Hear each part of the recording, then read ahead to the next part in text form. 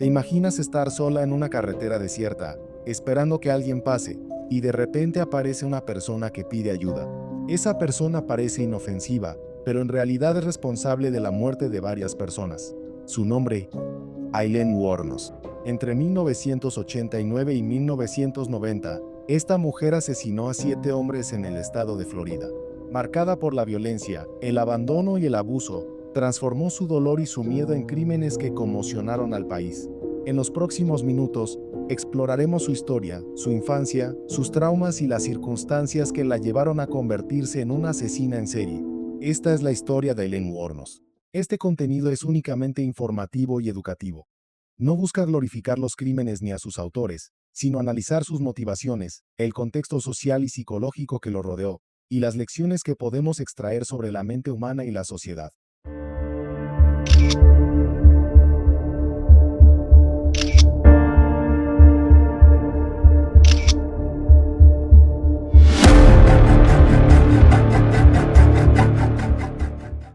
Aileen Carol Wuornos nació el 29 de febrero de 1956 en Rochester, Michigan.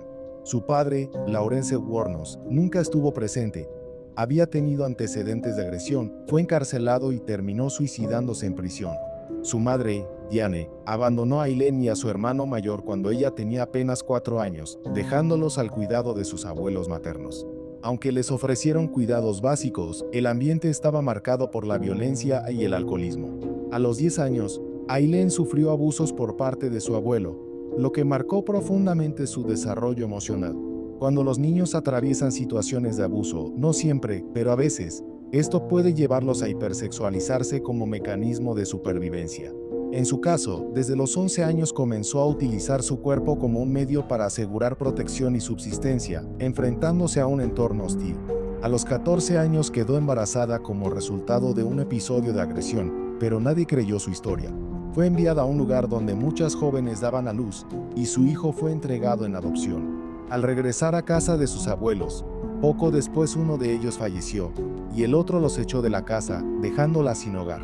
Su hermano logró encontrar refugio temporal, pero Aileen terminó viviendo en el bosque, enfrentando frío y hambre, y desarrollando un patrón de pequeños delitos para sobrevivir, incluyendo hurtos y falsificación de documentos. En 1976, intentó casarse con un hombre significativamente mayor, 56 años mayor que ella, pero la relación fue conflictiva. Él esperaba una esposa dócil, y la dinámica terminó en separación con medidas legales de por medio, porque ella lo llegó a atacar verbal y físicamente. 10 años después, conoció a Talia More, quien se convertiría en su compañera de vida. Ambas vivieron juntas, enfrentando dificultades económicas y subsistiendo con trabajos esporádicos, mientras Aileen continuaba usando su cuerpo como un recurso para sobrevivir. A finales de los años 80, Aileen comenzó a ser responsable de la muerte de varias personas. Su primer caso registrado ocurrió a fines de 1989. Según sus declaraciones, esto ocurrió porque agredió sexualmente de ella, y ella, que llevaba un arma para poder defenderse, le disparó en hasta 4 ocasiones. Luego envolvió el cuerpo en una alfombra y se deshizo de él. Con el tiempo, estos eventos se repitieron hasta acumular varias víctimas. Ella misma dijo que iba a seguir ejerciendo la prostitución, pero que estaba cansada de acostarse con hombres. A mediados de 1990, se registraron nuevos incidentes similares. Aileen se encontraba viviendo con Tyria, quien con frecuencia ayudaba a asegurar ingresos a través de trabajos esporádicos, mientras Aileen continuaba en actividades de riesgo para su subsistencia. En julio de 1990, un accidente automovilístico marcó un punto de inflexión. Aileen y Tyria estuvieron involucradas en un choque con un vehículo que había sido tomado de su cuarta víctima. Aunque resultaron heridas, decidieron retirarse del lugar antes de recibir ayuda. La policía encontró extraño que 2 mujeres se marcharan del accidente, y pronto relacionaron el coche con un hombre desaparecido. A partir de testimonios de testigos, se elaboró un retrato de ambas mujeres. Tras este episodio, Tyria decidió separarse de Aileen, temiendo posibles implicaciones legales. Aileen continuó estando involucrada en actividades que derivaron en la muerte de más personas. Su detención final se produjo después de un error práctico. Empeñó una cámara que había pertenecido a su primera víctima, y la huella dactilar que dejó permitió a las autoridades rastrearla y localizarla.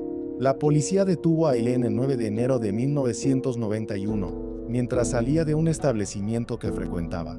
En ese momento, las autoridades contaban con pruebas físicas, pero no con una confesión directa.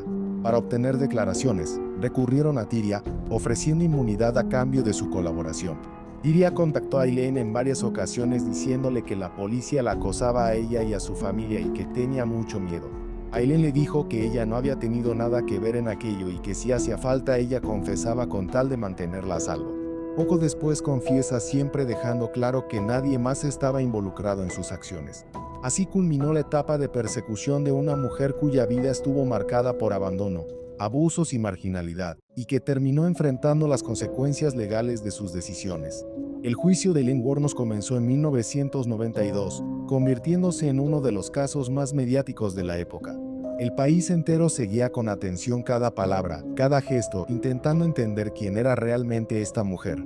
¿Una víctima de su entorno o una asesina consciente de sus actos? Durante el proceso judicial, Aileen mostró una mezcla de rabia y vulnerabilidad. En algunos momentos parecía desafiante, en otros dejaba entrever un profundo cansancio emocional. Los fiscales argumentaron que sus actos habían sido planeados, mientras que la defensa intentó mostrar que había sido todo en defensa propia, ya que su primera víctima abusó de ella. Ese argumento no llegó a ningún sitio, ya que la fiscalía la juzgaba constantemente como una asesina premeditada que luego robaba a sus víctimas. La sentencia fue contundente.